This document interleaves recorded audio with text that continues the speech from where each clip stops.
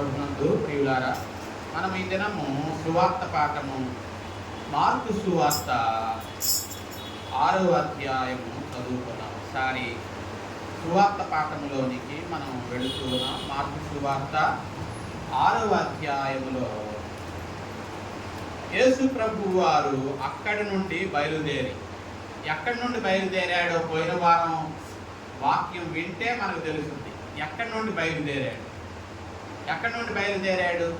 పోయిన వారం ఎక్కడికి వెళ్ళాడు? ఆయన యాయీరు ఇంటికి వెళ్ళాడు. యాయీరు కుమార్తెను యేసయ్య ఏం చేశాడు? బాగు చేశాడు. అక్కడ నుండి బయలుదేరి స్వదేశమునకు రాగా, ఆయన స్వదేశమేది? ఆయన స్వదేశం ఏదంటే ఆయన ఊరే, ఏ ఊరు? ఆయన ఎక్కడ పుట్టాడు? అదన్న చెప్తారా? ఆయన ఎక్కడ పుట్టాడు? బెత్లెహేములో పుట్టాడు. మరి ఆయన పుట్టిందైతే బెత్లెహేమే, కానీ పెరిగింది మాత్రం బెత్లెహేములో కాదు. ఆయన ఎక్కడ పెరిగాడో ఒకసారి మత్తయి సువార్త 2వ అధ్యాయములో మనం చూస్తాం. మత్తయి సువార్త 2వ అధ్యాయములో 19వ వచనం నుండి మనం చూస్తే, హేరోదు చనిపోయిన తరువాత ఇదిగో ప్రభువు దూత ఐగుప్తులో యోసేపునకు స్వప్నమందు ప్రత్యక్షమై, నీవు లేచి శిశువును తల్లిని తోడుకొని ఇశ్రాయేలు దేశమునకు వెళ్ళుము, శిశువు ప్రాణము తీయదూచుచుండిన వారు చనిపోయినని చెప్పెను. అప్పుడు అతడు లేచి శిశువును తల్లిని తోడుకొని ఇశ్రాయేలు దేశమునకు వచ్చెను. అయితే ఆర్కెలాయు తన తండ్రి అయిన హేరోదునకు ప్రతిగా యూదయా దేశము ఏలుతున్నాడని విని అక్కడకు వెళ్ళవెరచి స్వప్నమందు దేవుని చేత బోధింపబడిన వాడై గలిలయ ప్రాంతములకు వెళ్ళి నజరేతును ఊరికి వచ్చి అక్కడ కాపురం ఉండెను. ఆయన నజరేయుడనబడునని ప్రవక్తలు చెప్పిన మాట నెరవేరునట్లు ఇలాగు జరిగింది. ఆయన పుట్టింది బెత్లెహేమే, కానీ పెరిగింది ఈ వచనాలలో ఎక్కడని మనం చూస్తాం? ఆయన గలిలయ ప్రాంతములకు వెళ్ళి నజరేతునకు వచ్చి అక్కడ కాపురం ఉండెను. అక్కడ ఆయన పెరిగాడు. దాదాపు 30 సంవత్సరాలు వచ్చేంత వరకు ఆయన నజరేతులోనే ఉన్నాడు. మరి ఇప్పుడు చెప్పండి, మార్కు సువార్త 6వ అధ్యాయం 1వ వచనంలో ఆయన తన స్వదేశమునకు రాగా, అంటే ఆయన స్వదేశమేది? నజరేతు. నజరేతునకు ఆయన రాగా ఆయన శిష్యులు ఆయనను ఏం చేశారు? వెంబడించిరి.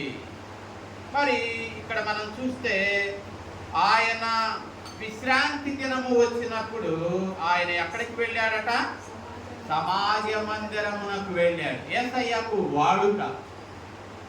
విశ్రాంతి దినము ఆయన ఎక్కడికి వెళ్ళేవాడు? విశ్రాంతి దినము రాగానే సమాజ మందిరములో గడిపేవాడు.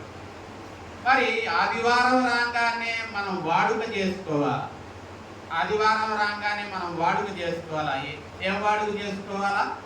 దేవుని సన్నిధికి వెళ్ళడం వాడుక చేసుకోవాలి.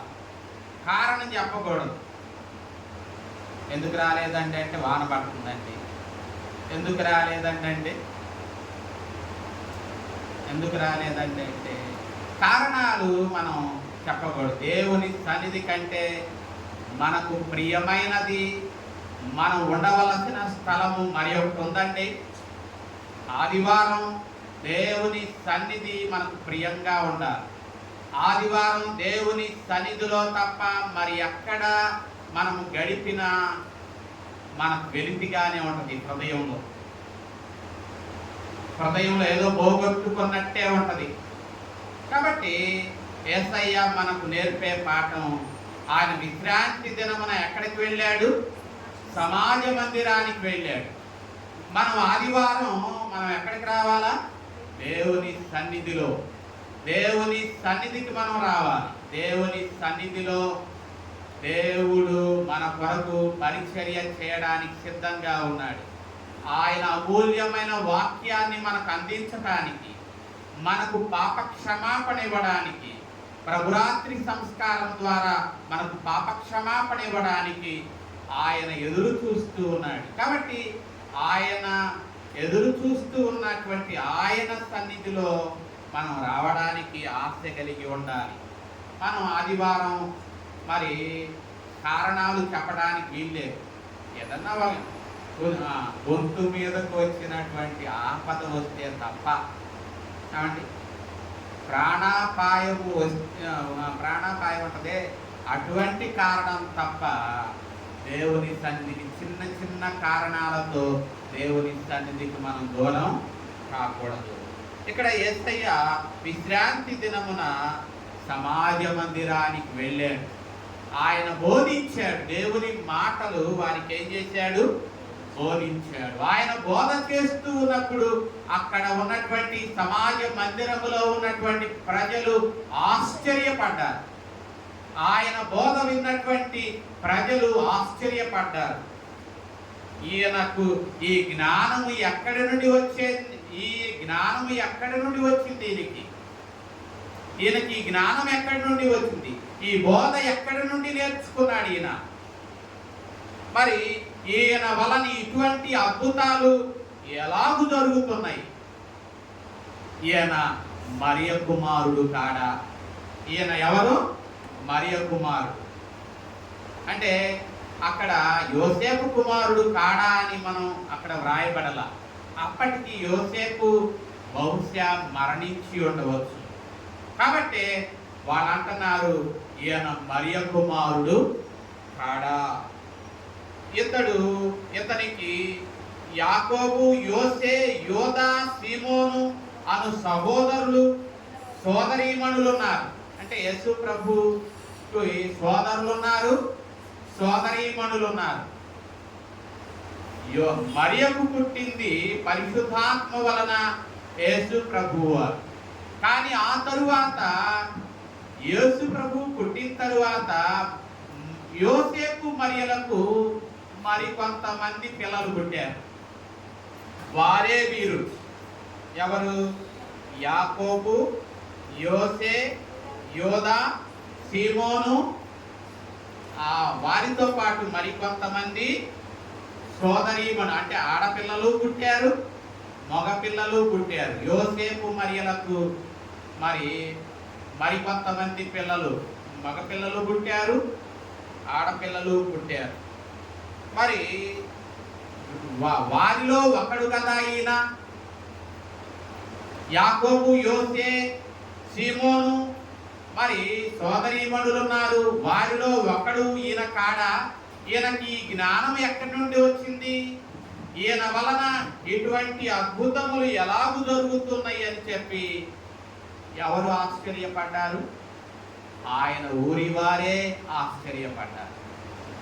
ఆయన ఊరివారు ఆశ్చర్యపడ్డారు.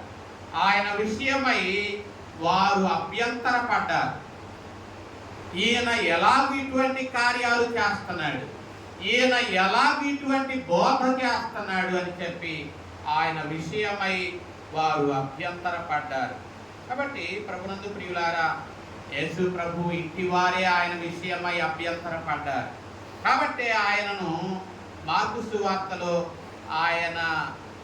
సువార్తలో 3:21 మనం చూస్తే, ఆయన ఇంటి వారు ఆయనకు మతి చెలించింది అని ఆయనను పట్టుకోనడానికి ప్రయత్నం చేశారు. ఆయన ఇంటి వారు ఆయనకు ఏమైంది? మతి చెలించింది. మార్కు సువార్త 3:21 ఆయన ఇంటి వారు సంగతి విని ఆయన మతి చెలించినదని చెప్పి ఆయనను పట్టుకొనబోయిరి. అంటే ఆయన ఇంటి వారు కూడా ఆయన విషయమై ఏమయ్యారు? అభ్యంతరపడ్డారు. ఆయనకు మతి చెలించింది, ఆయన పిచ్చి పెట్టింది. కాబట్టి అన్నం తినటం లేదు, నిద్రపోవడం లేదు. కాబట్టి ఈయనకు మతి భ్రమించింది, చెలించింది కాబట్టి అని ఆయన ఇంటివారు ఆయన విషయమై అభ్యంతరపడ్డారు. ఆయన ఇంటివారు ఆయన యందు విశ్వాసం ఉంచలేదు అన్న సంగతి యోహాను సువార్తలో కూడా చూస్తాం. ఒకసారి యోహాను సువార్త 7వ అధ్యాయంలో చూస్తే, యోహాను సువార్త 7వ అధ్యాయంలో 3వ వచనం. ఆయన సహోదరులు ఆయనను చూచి ఏమంటున్నారు? నీవు చేయుచున్న క్రియలు నీ శిష్యులు చూస్తున్నట్లు ఈ స్థలమును విడిచి యోదయాకు వెళ్ళుము.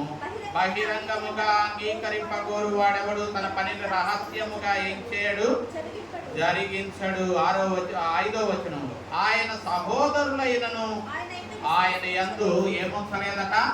విశ్వాసముంచలేదు. ఆయన సహోదరులు, ఆ సహోదరులు ఎవరో కాదు, ఇప్పుడు మార్కు సువార్త 6:3లో చెప్పుకున్న వాళ్ళే ఆ సహోదరులు.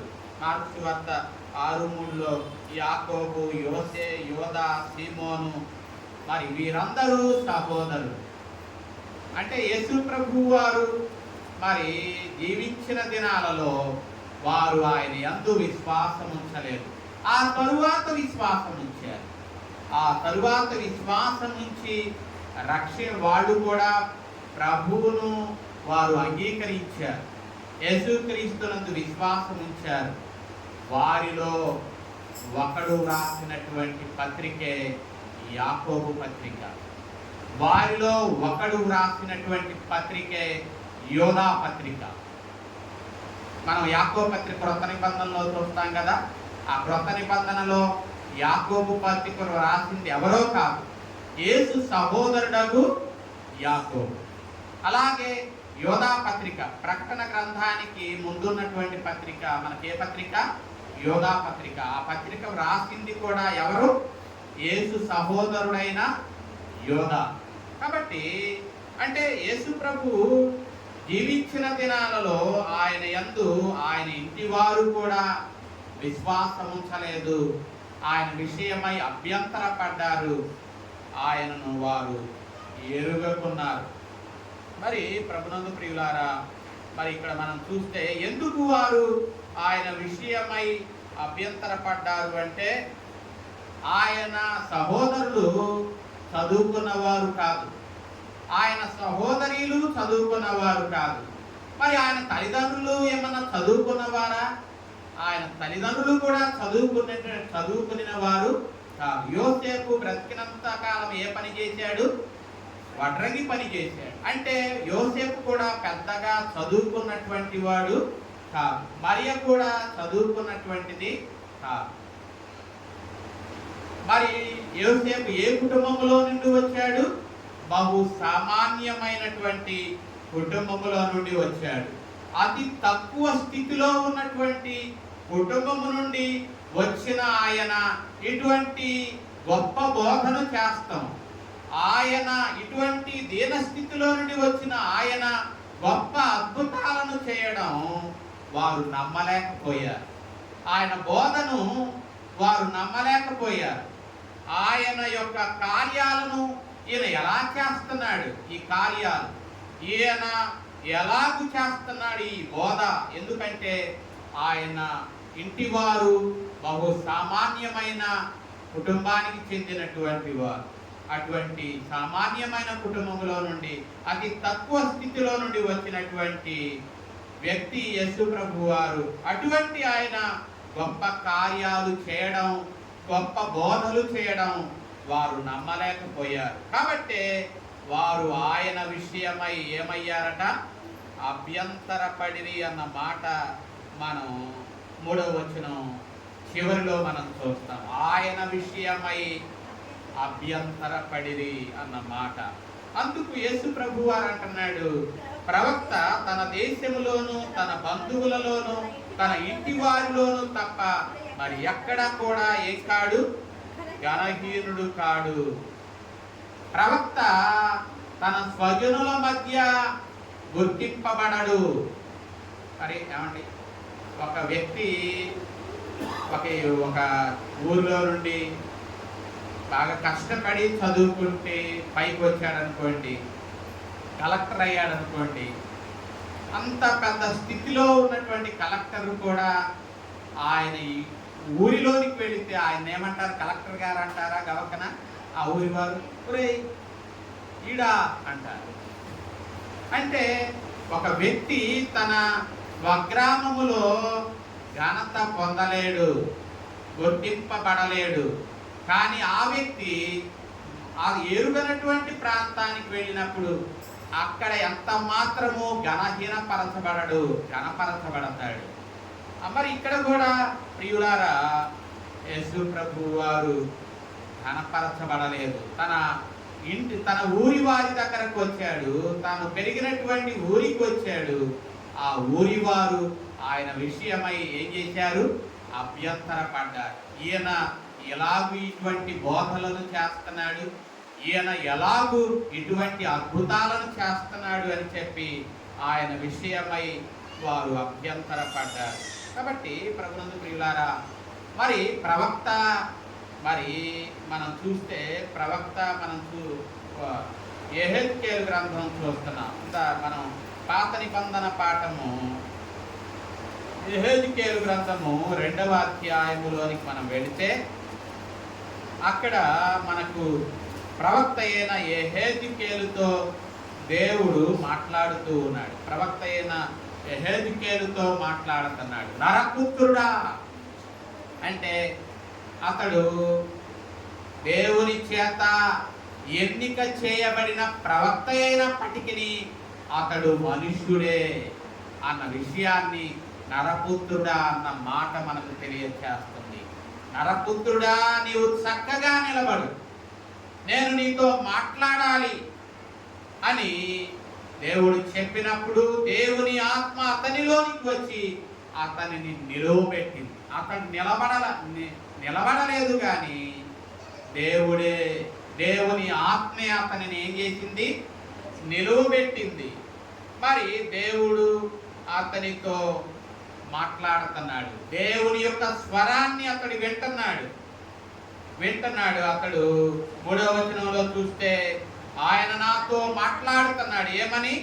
నరపుత్రుడా, నా మీద తిరుగుబాటు చేసిన జనుల యొద్దకు, ఇశ్రాయేలీయుల యొద్దకు నేను పంపుతూ ఉన్నాను.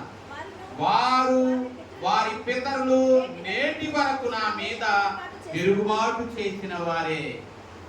మరి ఇక్కడ యెహెజ్కేలు ప్రవక్త కూడా దేవుడు ఎక్కడికి పంపుతూ ఉన్నాడు? తిరుగుబాటు చేసే ప్రజల మధ్యకు పంపుతూ ఉన్నాడు.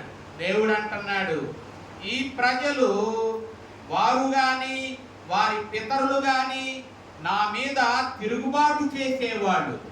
అటువంటి తిరుగుబాటు చేసే ప్రజల మధ్యకు యెహెజ్కేలును ఎలాగూ పంపించాడో, తండ్రి అయిన దేవుడు కూడా తన కుమారుణ్ణి ఎవరి మధ్యకు పంపించాడు? ఎవరైతే అభ్యంతరపడ్డారో, ఎవరైతే తిరుగుబాటు చేస్తున్నారో, ఎవరైతే ఆయన విషయమై ఎవరికి తిరస్కారానికి గురి అవుతాడో ఆ ప్రజల మధ్యకే దేవుడు తన కుమారుణ్ణి పంపించాడు. కాబట్టి ప్రభునందు ప్రియులారా, యేసయ్య కూడా తన ప్రజల మధ్యకు వెళ్ళినప్పుడు ఆ ప్రజలు ఆయన విషయమై అభ్యంతరపడ్డారు, తిరస్కరించారు. ఈయనకి జ్ఞానం ఎక్కడిది? ఈయన ఇటువంటి కార్యాలు ఎలా చేస్తున్నాడు అని చెప్పి ఆయన యందు వారు అభ్యంతరపడ్డారు, ఆయనను తిరస్కరించారు. కాబట్టి ఇక్కడ కూడా యెహెజ్కేలు ప్రవక్తతో దేవుడు మాట్లాడుతున్నాడు. ఏ ప్రజల మధ్యకు మరి యెహెజ్కేలును పంపించాడు? ఏ ప్రజలైతే నిత్యము తిరుగుబాటు చేస్తున్నారో, ఏ ప్రజలైతే మరి ఆయనను ఎరుగకున్నారో ఆ ప్రజల మధ్యకు మరి పంపిస్తున్నాడు. 4వ వచనంలో ఆ ప్రజలు ఎటువంటి వారో చెప్తూ ఉన్నాడు. యెహెజ్కేలు గ్రంథం 2:4లో వారు సిగ్గుమాలిన వారు కఠిన హృదయులు, వారు సిగ్గుమాలిన వారు కఠినమైన హృదయము గలవారు, వారి యొద్దకు నిన్ను పంపుతూ ఉన్నాను. వారు తిరుగుబాటు చేయువారు కనుక వారు వినకపోయినను వారి మధ్య ప్రవక్త ఉన్నాడని తెలుసుకున్నట్లు నీవు వారికి నా మాటలను ఏం చేయి?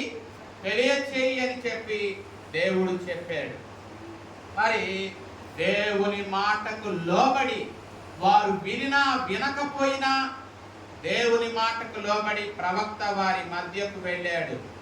దేవుడు అంటున్నాడు, నరపుత్రుడు 5వ వచనంలో, నీవు ఎటువంటి వాటి మధ్య తిరుగుతూ ఉన్నావు? బ్రహ్మదండి చెట్లలోను ముండ్ల తుప్పలలోను నీవు తిరుగుతున్నావు. ఎవరి మధ్య?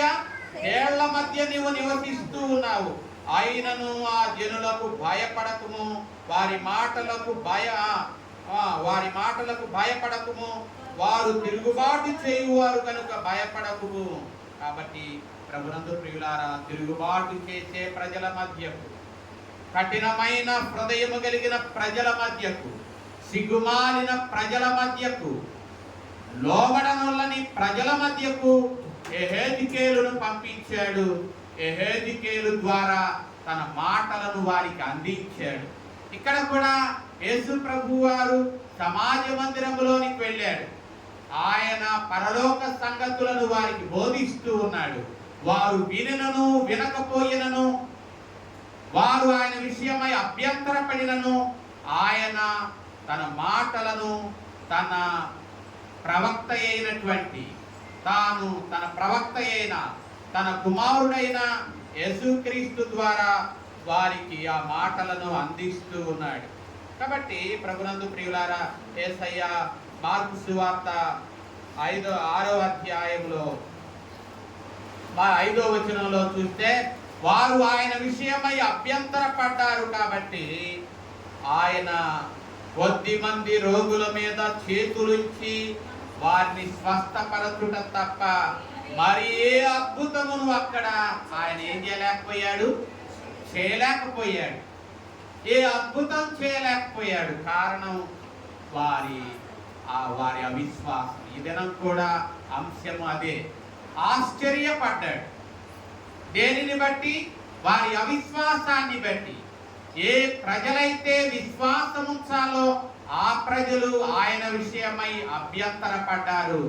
ఆ ప్రజలు ఆయన యందు అవిశ్వాసమును కలిగి ఉన్నారు. కాబట్టి ప్రభునందు ప్రియులారా, మరి మన జీవితాలలో కూడా ఇదిగో వీరిలో కూడా మనం కూడా చెప్పుకుంటున్నాం, మా తల్లిదండ్రులు క్రైస్తవులే, మా పితరులు క్రైస్తవులే, మేము క్రైస్తవులమే. మరి మన విషయమై ఆయన ఇదిగో మేము కూడా క్రైస్తవులమని చెప్పుకుంటున్నాం, కానీ ఆయన మనలో ఏం చూస్తున్నాడు? ఏం చూసి ఆయన ఆశ్చర్యపడుతున్నాడు?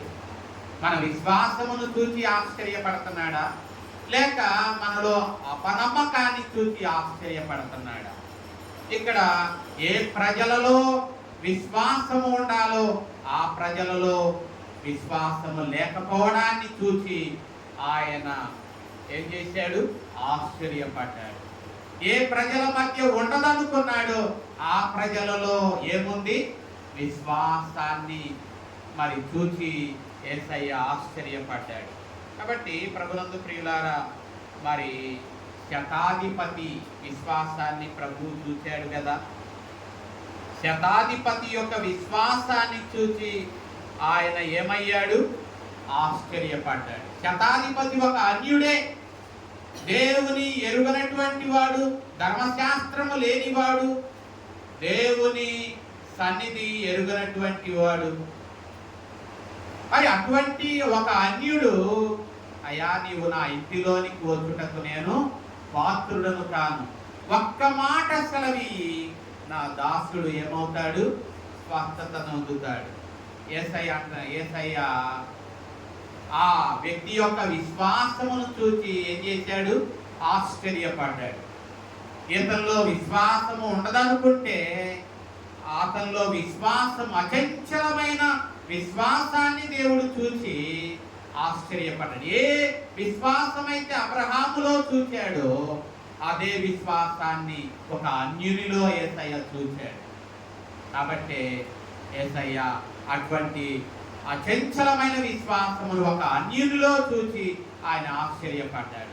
ఏ ప్రజలకైతే ధర్మశాస్త్రం ఉందో, ఏ ప్రజలైతే దేవుని మందిరం ఉందో, ఏ ప్రజలైతే మేము దేవుని బిడ్డలం, మేము అబ్రహాము సంతానం అనుకున్నారో ఆ ప్రజల మధ్య విశ్వాసము ఆయన కనుగొనలేకపోయాడు. వారి అవిశ్వాసాన్ని చూసి యేసయ్య ఆశ్చర్యపడ్డాడు. కాబట్టి ప్రభునందు ప్రియులారా, ఈ ఉదయములో యేసయ్య మనలో ఏం చూసి ఆశ్చర్యపడుతున్నాడు? మనలో అపనమ్మకాన్ని చూసి ఆశ్చర్యపడుతున్నాడా? మనలో నమ్మకాన్ని చూసి ఆశ్చర్యపడుతున్నాడా? మరి మార్కు సువార్తలో 9వ అధ్యాయములో మనం చూస్తే, మార్కు సువార్త 9వ అధ్యాయములో 23వ వచనంలో ఒక తండ్రి అంటున్నాడు యేసయ్యను ఏమంటున్నాడు? ఒక తండ్రి యేసయ్యను ఏమంటున్నాడు? 9:23లో, ఏమైనను నీ వలననైతే మా మీద కనికరపడి మాకు సహాయము చేయుము అంటున్నాడు. ఒక బిడ్డ దయ్యం పట్టింది. ఆ బాలుని యొక్క తండ్రి యేసు ప్రభు దగ్గరకు వచ్చాడు. యేసు ప్రభు దగ్గరకు వచ్చి ఏమంటున్నాడు? ఏమైనా నీ వలననైతే అని ఆయన అంటే, యేసయ్య ఏమంటున్నాడు? నీ వలన, నా వలన కాదు, నీ వలననైతే అంటున్నాడు. ఆ వ్యక్తి ఏమో ఏమైనా నీ వలననైతే అని యేసయ్యను అంటే, యేసయ్య అంటున్నాడు నా వలన కాదు, నీ వలననైతే, నమ్ముట నీ వలననైతే అంటున్నాడు. ఒకవేళ నమ్మడం నీ వలననైతే నమ్మువారికి సమస్తము సాధ్యమే. మరి ఆ వ్యక్తి అంటున్నాడు ఏమైనా నీ వలనైతే అని ఆయన అంటున్నాడు. యేసయ్య అంటున్నాడు నీ వలననైతే, అంటే నమ్మడం నీ వలననైతే నమ్మువారికి సమస్తము సాధ్యమే. కాబట్టి ప్రభునందు ప్రియులారా, మరి నమ్మగలుగుతున్నామా? ఆయన వలన కాదు, మన వలన కావాలి. ఏంటి? నమ్మడం. మన వలన మనం నమ్మగలిగినట్లయితే మనకు సాధ్యమే. కానీ దేవునికి సమస్తము సాధ్యం. కాబట్టి ప్రభునందు ప్రియులారా, నమ్మకము, నమ్మడం మన చేతనైతే మనం నమ్మాలి. పోయిన వారం కూడా ఇదే నమ్మకం మీదే మనం విన్న వాక్యం. ఈ దినం కూడా ఆయన ఇదే విషయాన్ని మరి ఒకసారి ప్రస్తావిస్తూ ఉన్నాడు. నమ్మడం నీ చేతనైతే అంటున్నాడు. మరి నమ్మకం అనేది ఎటువంటి కార్యాలు చేసిందంటే, యేసయ్య నమ్మకంతో ఒక మాట అన్నాడు మత్తయి సువార్తలో. యేసయ్య మత్తయి సువార్త 21వ అధ్యాయంలో ఒక మాట ఆయన అన్నాడు. ఏమని ఒకసారి చూస్తారా?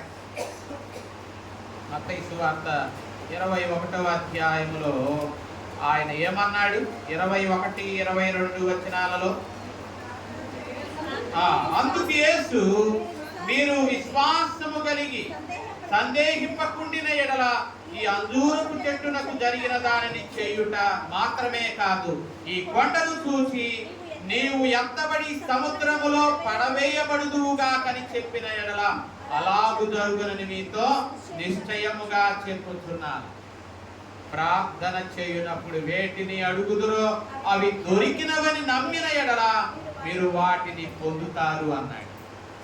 మీరు ఏదైతే అడుగుతున్నారో అది పొందామని నమ్మినట్లయితే, యేసయ్య ఆ అంజూరపు చెట్టును ఏం చేశాడు? అంజూరపు చెట్టు అది దాని దగ్గరికి వెళ్ళాడు. అది ఫలములు కలిగిన చెట్టులాగా కనపడుతుంది. కానీ దాని దగ్గరికి వెళితే ఆ చెట్టు ఆయనను ఏం చేసింది? ఆయన ఆకలి తీర్చల. దీనికి ఫలాలు ఉంటాయి అని ఖచ్చితంగా ఆయన ఎరిగి దాని దగ్గరకు వెళ్ళాడు. కానీ అది కనబడడానికైతే ఫలాలు ఉన్నట్టుగా కనపడుతుంది, కానీ దానిలో ఎంత మాత్రము ఫలములు లేవు. కాబట్టి మనుషులను మోసపుచ్చేటటువంటి ఆ చెట్టుతో యేసయ్య చెప్తూ ఉన్నాడు, నీవు శపింపబడుదువుగాక. ఏమన్నాడు? నీవు శపింపబడుదువుగాక అన్న నమ్మకంతో ఆయన చెప్తే, తెల్లారేసరికి వేళ్లతో సహా అది ఏమైంది? ఎండిపోయింది. యేసయ్య వేళ్లతో సహా ఎండిపోవడం శిష్యులు గమనించి దారిన పోతూ వాళ్ళు అంటున్నారు, యేసయ్య నిన్నే కదా నీవు ఆ చెట్టును శపించావు, నీ ఫలములు ఎవరు తినకుందురుగాక అని నీవు శపిస్తే మరుసటి రోజే అది ఏమైంది? వేళ్లతో సహా ఏమైంది? ఎండిపోయింది. కాబట్టి యేసయ్య అంటున్నాడు, దీనికి ఆశ్చర్యపడద్దు. మీరు విశ్వాసము కలిగి సందేహింపకుండిన ఎడల ఈ అంజూరపు చెట్టునకు జరిగిన సంగతే కాదు, మీరు సందేహించకుండా ఈ కొండ ఎత్తబడి సముద్రములో పడవేయబడుదుగాకని చెప్పిన ఎడల అది జరుగుద్ది. కాబట్టి నువ్వు ప్రార్థన చేసేటప్పుడు సందేహించావా? సందేహించకుండా నమ్ముతూ ఉన్నావా? ఏ రీతిగా నీవు అడుగుతూ ఉన్నావు? నీవు అడుగు దానిని బట్టే నీవు పొందుకుంటావు. నమ్మి అడిగినట్లయితే జరుగుద్ది. సందేహముతో అడిగితే ఎంత మాత్రము ఏమవ్వదు, జరగదు. ఎంత మాత్రము జరగదు. కాబట్టి ప్రభునందు ప్రియులారా, మరి ఇంకా మనం చూస్తే మరి మార్తతో కూడా ఇదే మాట అంటున్నాడు యోహాను సువార్తలో. ఒకసారి చూద్దామా? యోహాను సువార్తలో యేసయ్య 11వ అధ్యాయములో, యోహాను సువార్త 11వ అధ్యాయములో ఆయన ఒక మాట అంటున్నాడు. ఏమని? 11:40లో నీవు నమ్మిన ఎడల దేవుని మహిమను చూస్తావు. మార్త అంటుంది, అయ్యా ఇప్పటికే చనిపోయి ఎన్ని రోజులైంది?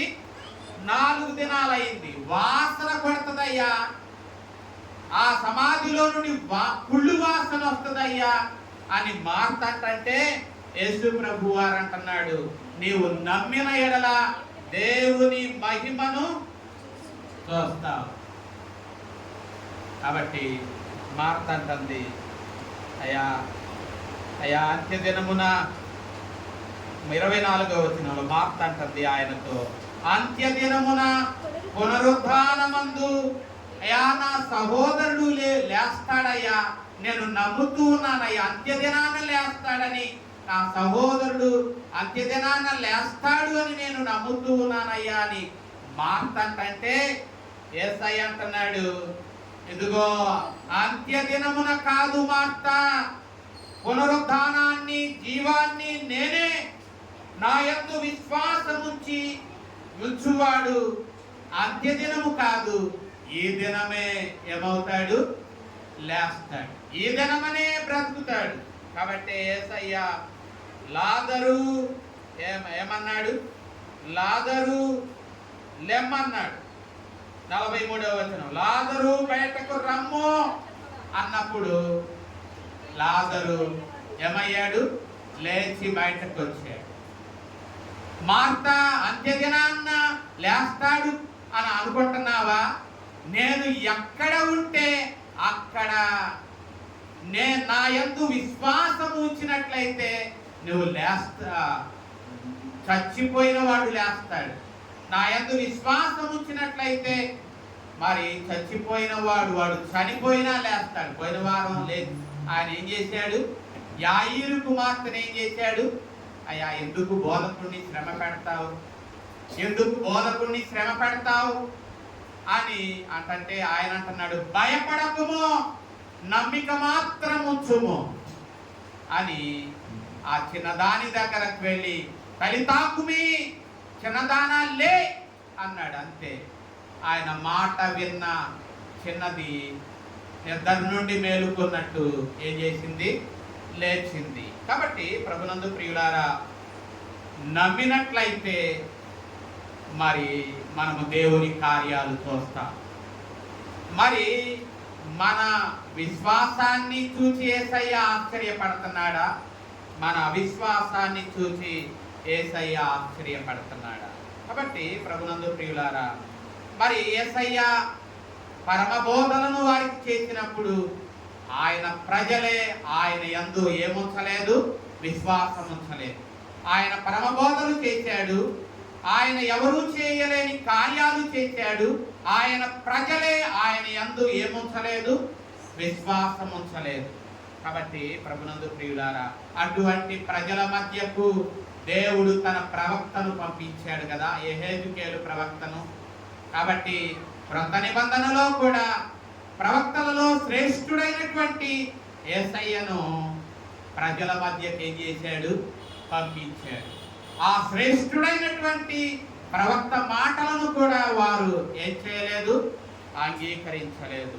కాబట్టి ప్రభునందు ప్రియులారా, మనము పత్రికా పాఠములోనికి వెళుతున్నాం. ఒకసారి కొరింథీయులకు రాసిన 2వ పత్రికలోనికి మనం వెళుతున్నాం. 12వ అధ్యాయం. అక్కడ మనం పౌలును గురించి చెప్పుకుంటున్నాం. పౌలు కలిగినటువంటి ప్రత్యక్షతలు బహు విశేషము. పౌలు ఆయన శరీరధారిగా ఉన్నప్పుడే 3వ ఆకాశానికి కొనిపోబడ్డాడు. ఆ విషయాన్ని 2వ వచనం చివరిలో చూస్తాం. 12:2లో చివరి మాటలు. మూడవ ఆకాశమునకు 14 సంవత్సరాల క్రిందట 3వ ఆకాశానికి కొనిపోబడ్డాడు. ఎవరు? పౌలే. 14 సంవత్సరాల క్రితం నేను 3వ ఆకాశానికి కొనిపోబడ్డాను. వచింప శక్యము గాని మాటలు విన్నాను. కాబట్టి మరి ఆ రీతిగా పౌలు సజీవుడుగా ఉన్నప్పుడు ఎక్కడికి వెళ్ళాడు? పరలోకానికి వెళ్ళాడు.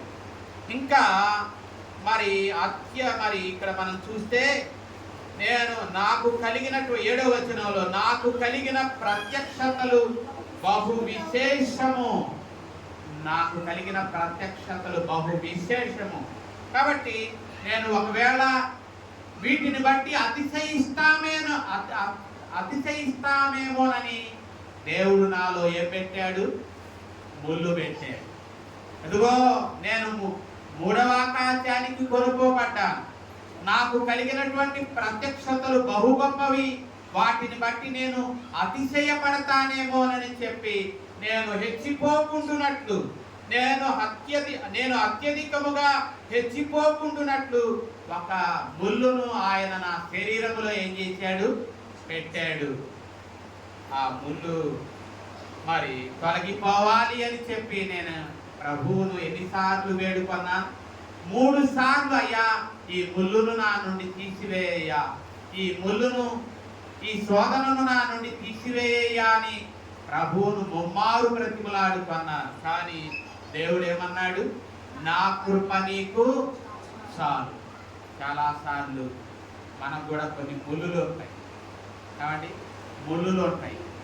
ఆ ముళ్ళులు తీసివేయమని మనం దేవుడిని అడిగిన సందర్భాలు కూడా ఉంటాయి. కానీ ఆ ముళ్ళును దేవుడు మనలో తీసివేయలేదు. కారణం ఏంటంటే ఆ ముళ్ళుంటేనే మనం ఆయనకు లోబడతాం. ఆ ముళ్ళుంటేనే మనం ఆయనకు లోబడతాం. ఆ ముళ్ళు లేకపోతే మనంతటోడు లేడు అని అనుకుంటామేమోనని దేవుడు కూడా మనలో కొన్ని ముళ్ళు, కొన్ని శోధనలు, కొన్ని బలహీనతలు మనలో కూడా కడతాడు. ఆ బలహీనతే మనలను దేవుని దగ్గరకు ఏం చేస్తుంది? దేవుణ్ణి జ్ఞాపకం చేస్తూ ఉంటుంది. ఆ బలహీనత మనం దేవునికి దగ్గరగా చేస్తుంది. ఆ బలహీనతే లేదనుకోండి, అసలు దేవుడే మనకు గుర్తుకురాడు. ఆ బలహీనత ఉందనుకోండి, అయ్యా ఈ బలహీనత తీసివేయ్యా అని అడుగుతాం. లేకపోతే ఈ బలహీనతను తట్టుకునే అయ్యా కృపని అయ్యా అని అడుగుతాం. పౌలు కూడా బలహీనత ఉంది, తీసివేయలేదు. కానీ అడిగాడు, తీసివేయలా. కానీ ఆయన సాలిన కృపను ఆయన తోడుగా ఉంచాడు. అందుకనే పౌలు అంటాడు 10వ వచనంలో, నేనెప్పుడు బలహీనుడను అప్పుడే బలవంతుడను. చూసారా? నేనెప్పుడు బలహీనుడను అప్పుడే నేను బలవంతుడను. ఎందుకంటే ఆయన కృపణ బలహీనతలో పరిపూర్ణమవుతుంది. కాబట్టి ప్రభునందు ప్రియులారా, మరి దినం వాక్యం దేవుడు మనతో మాట్లాడాడు. కాబట్టి ప్రభునందు ప్రియులారా, ఒకవేళ దేవుడు మనలో చిన్న చిన్న బలహీనతలు, శోధనలు ఉన్నట్లయితే అవి మనం మేలు కొరకే అని మనం తలంచాలి. కాబట్టి ఆనాటి ప్రజలు ఆయన బోధలు చేశాడు, అద్భుతాలు చేశాడు. ఆయన ప్రజలే ఆయన యందు ఏముంచలేదు? విశ్వాసం ఉంచలేదు. మనం అలాగూ ఉండకూడదండి. మనం ఆయన బోధనలు వింటున్నాం, ఆయన మేలులు ప్రతిదినము మన జీవితంలో మనం పొందుకుంటున్నాం. కాబట్టి ఆయన యందు విశ్వాసం ఉంచుదాం. ఆయన ఉత్తముడని రుచి చూచి తెలుసుకొని ఆయనను వెంబడించుటకు కృపగల దేవుడు మనకు సహాయము చేయునుగాక. ఆమేన్. సమస్త జ్ఞానానికి మించిన దేవుని సమాధానము యేసుక్రీస్తు వలన మన హృదయములకును తలంపులకును కావలి ఉండి నడిపించునుగాక. ఆమేన్.